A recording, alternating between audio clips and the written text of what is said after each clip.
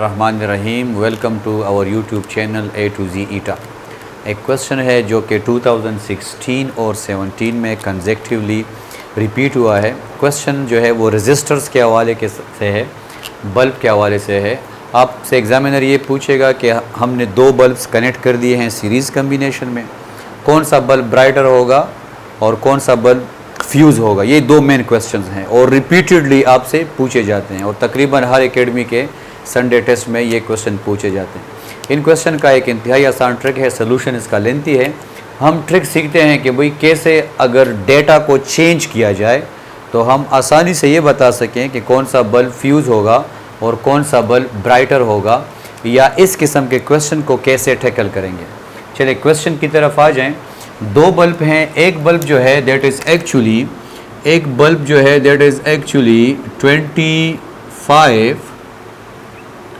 25 वाट और दूसरा बल्ब जो है that is actually 100 watt.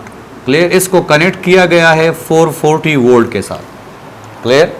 Bulb 25 watt and 100 watt को कनेक्ट किया है सीरीज़ कम्बिनेशन में अक्रॉस 440 वोल्ट। ये रहा, this is actually 25 watt and this is actually 100 watt. दो बातें आपने समझनी है। बात नंबर 1 ये, इन दोनों बल्ब में किसका रेजिस्टेंस ज़्यादा होगा, ये आपने समझना है। इन दो बल्ब्स में किस बल्ब का रेजिस्टेंस ज़्यादा होगा। तो याद रखें, जिस पे स्टूडेंट्स काफ़ी कंफ्यूज होते हैं और वो ये है कि सर ये एक सीरीज़ कम्बिनेशन है तो जिसकी पावर ज़्यादा है उसका रेजिस्टेंस ज़्यादा है। तो ये चीज़ जो है ये बिल्कुल गलत है। Clear. Okay, this 100% wrong. Concept क्या है? कॉन्सेप्ट ये है भाई कि जिस बल्ब का पावर कम होगा उसका रेजिस्टेंस ज़्यादा होगा, चाहे सीरीज़ कम्बिनेशन हो या पैरेलल कम्बिनेशन हो। मैं आज एक स्टेटमेंट पास करने वाला हूँ and that is actually resistance of the bulb is independent of the combination. Resistance of the bulb is independent of the combination. देखिए रेजिस्टर क्या है, हर वो चीज़ जो आपको नज़र आती है दैट इज़ कॉल्ड रेजिस्टर। मैं भी एक रेजिस्टर हूँ। अगर आप मुझे सीरीज़ कम्बिनेशन में कनेक्ट करेंगे या पैरेलल कम्बिनेशन में तो मेरा इंडिविजुअल रेजिस्टेंस पे फ़र्क नहीं पड़ेगा। क्लियर। तो इन दोनों बल्ब में रेजिस्टेंस जिसका कम होगा या जिसका ज़्यादा होगा कैसे देखें, कैसे पता चलेगा। तो याद रखें, एक पॉइंट है, सोल्यूशन की तरफ आते हैं, ट्रिक सीखते हैं। पहले ये दो बातें क्लियर हो जाए हमें, और वो ये कि भाई जो बल्ब है, बल्ब जिसकी पावर एक्चुअली ज़्यादा है उसका रेजिस्टेंस क्या होगा, कम होगा। क्लियर। जिसका पावर कम है उसका रेजिस्टेंस ज़्यादा होगा। एक और मैं आपको पहचान बताता हूँ। अगर आप बल्ब को गौर से देखें तो जिसका फिलेमेंट, जिसका पावर ज़्यादा है उसका रेजिस्टेंस कम होगा, जिसका रेजिस्टेंस कम है उसका फिलेमेंट थिक होगा, जिसका फिलेमेंट थिक होगा उसका एरिया ज़्यादा होगा, और उसका एरिया ज़्यादा होगा रेजिस्टेंस कम होगा। तो यहाँ पे आपको एक और इन्फॉर्मेशन का भी पता चल गया है, और वो इन्फॉर्मेशन क्या है? वो इन्फॉर्मेशन ये है कि पावर जो है that is actually directly proportional to the thickness of the filament. Thickness of the filament. Clear. Okay, ये दो बातें आपने याद रखनी है। नंबर 1, जिसका पावर ज़्यादा होगा उसका रेजिस्टेंस कम होगा, जिसका पावर कम होगा उसका रेजिस्टेंस ज़्यादा होगा, और सेकंड, जिसका पावर ज़्यादा होगा उसकी थिकनेस ज़्यादा होगी। इन दो बातों को मैं रिमूव कर रहा हूँ। क्लियर। अच्छा, अब आपने जो ट्रिक उसको समझना कैसे है, और से देखें। अच्छा, 25 वाट ये इससे 4 टाइम्स कम है। 25 वाट 100 वाट से 4 टाइम्स कम है। 25 वाट 100 वाट से 4 टाइम्स कम है, तो इसकी पावर जो है, क्लियर, इसकी पावर जो है 4 टाइम्स कम है, इसका रेजिस्टेंस 4 टाइम्स ज़्यादा होगा। हमने एक बात सीखी है, power is inversely proportional to what, resistance. So इसका पावर 4 टाइम्स कम है, इसका रेजिस्टेंस 4 टाइम्स ज़्यादा हो जाएगा। तो अगर इस बल्ब का रेजिस्टेंस R है, इस बल्ब का, क्लियर, और इसकी पावर P है, इस बल्ब का पावर इस बल्ब के पावर से 4 टाइम्स कम है, तो इस बल्ब का रेजिस्टेंस 4 टाइम्स ज़्यादा हो जाएगा। तो एक 4R हो गया है और एक 1R हो गया है। क्लियर। ये 4R और ये R, ये वो सबसे पहला पॉइंट है जहाँ पे आपने अपनी इंफॉर्मेशन डिराइव करनी है। दो बल्ब दिए जाएंगे, आप कंपेयर करें कि एक की पावर दूसरे से कितने टाइम्स कम है। अच्छा, इसकी पावर इससे 4 टाइम्स कम है, इसकी रेजिस्टेंस इससे 4 टाइम्स ज्यादा हो जाएगी। क्लियर? बस अब हम अपने आंसर के करीब हैं। क्लियर? एक इंफॉर्मेशन जो एग्जामिनर ने दी है और वो ये है कि भाई जो इनकी रेटिंग है that is actually 240 volt. Clear? इनकी रेटिंग जो है दैट इज 240 वोल्ट। मतलब ये कि 240 वोल्ट से अगर इसको ज्यादा वोल्टेज मिला तो ये जल जाएगा, और 240 वोल्ट से अगर इसको ज्यादा वोल्टेज मिला तो ये जल जाएगा। क्लियर?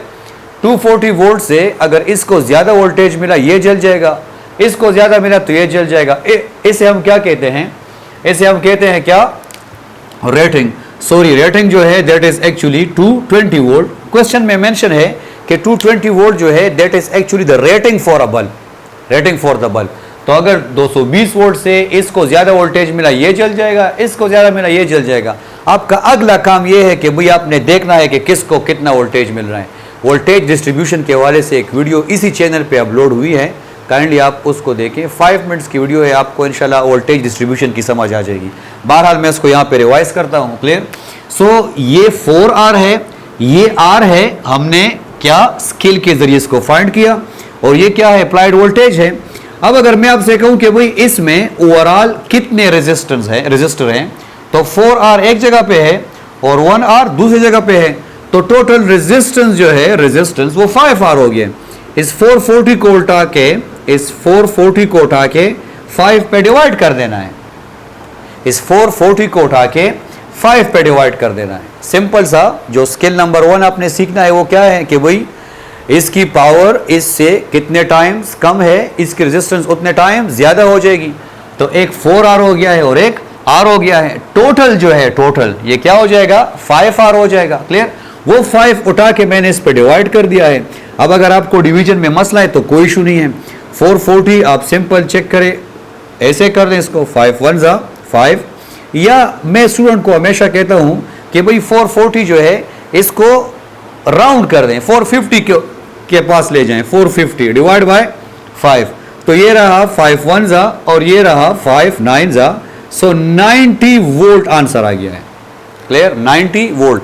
ये 90 क्या है? 90 को गौर से देखें। अच्छा, 90 का क्या मतलब है? 90 कैसे आया? फिर से बताता हूं।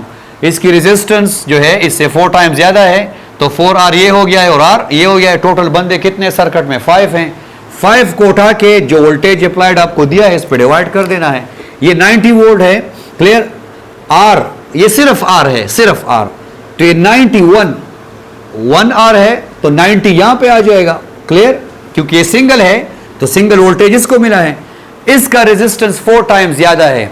रेजिस्टेंस का मतलब है रुकावट, और वोल्टेज जो है वो एनर्जी है। जब चार्ज यहां से पास होगा तो चार्ज को पुश मिलेगा, धक्का मिलेगा। क्लियर? और इस धक्के के खिलाफ वो क्या करेगा?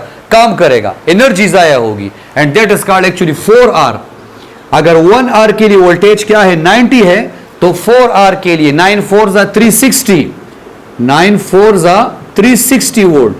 तो एक रेजिस्टर के पास 9 वोल्ट 90 वोल्ट ड्रॉपेज हो गया है, और दूसरे के पास जो ड्रॉपेज हो गया है दैट इज एक्चुअली 360 वोल्ट। अब एग्जामिनर कहता है 220 वोल्ट, और 220 वोल्ट से अगर ज्यादा आप सप्लाई करेंगे तो ये जल जाएगा। तो एक को मिला है 360 वोल्ट और एक को मिला है 90 वोल्ट। सो डेफिनेटली 360 वोल्ट पे ये बल्ब इसलिए जल जाएगा क्योंकि इसकी बर्दाश्त जो है दैट इज 220 वोल्ट, और ये ऑलरेडी गिवन है कि रेटिंग ऑफ द बल्ब जो है वो एक्चुअली 220 वोल्ट है। तो सिंपल, इन दोनों में से कौन सा बल्ब फ्यूज होगा? वो बल्ब फ्यूज होगा जिसकी पावर कम होगी। क्लियर? लेकिन याद रखें, जरूरी नहीं है कि हर सीरीज कॉम्बिनेशन में वो बल्ब फ्यूज होगा जिसकी पावर कम होगी। हो सकता है पावर कम है लेकिन रेटिंग से वोल्टेज कम सप्लाई हो रहा है, लिहाजा दोनों जलते रहेंगे। हमसे जो क्वेश्चन फ्यूज के बारे में पूछा जाएगा 16 में भी है और 17 में भी है। आप इसको कैसे फाइंड करेंगे? सिंपल, इंतहाई आसान तरीका है।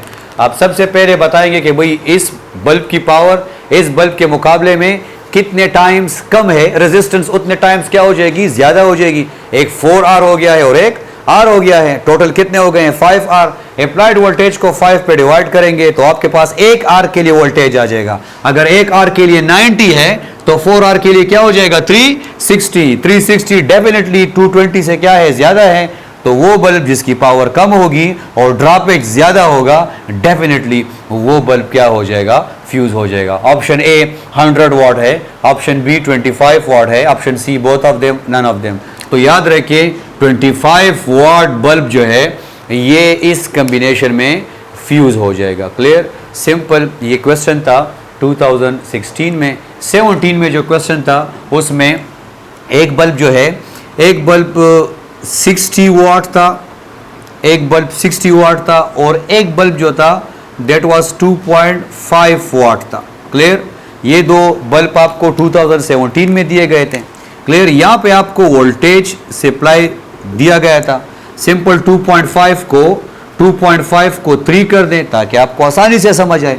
अब चेक करें, इसकी पावर इससे 20 टाइम्स कम है, इसकी पावर इससे 20 टाइम्स कम है, इसकी रेजिस्टेंस इससे 20 टाइम्स ज्यादा होगी। So this is 20 R, this is R, total 21 हो जाएंगे। 21 को सप्लाइड वोल्टेज पे डिवाइड कर देंगे और फिर हम देख लेंगे कि आया ये बल्ब फ्यूज हो रहा है या फ्यूज नहीं हो रहा। क्लियर, तो इस किस्म के 2 पॉइंट से इसको आप सीख लेंगे तो आप किसी भी बल्ब के बारे में ये प्रेडिक्शन कर सकते हैं कि आया ये फ्यूज हो रहा है या फ्यूज नहीं हो रहा। Clear, okay. So that's all about the fusing of the bulb. Okay, wish you best of luck.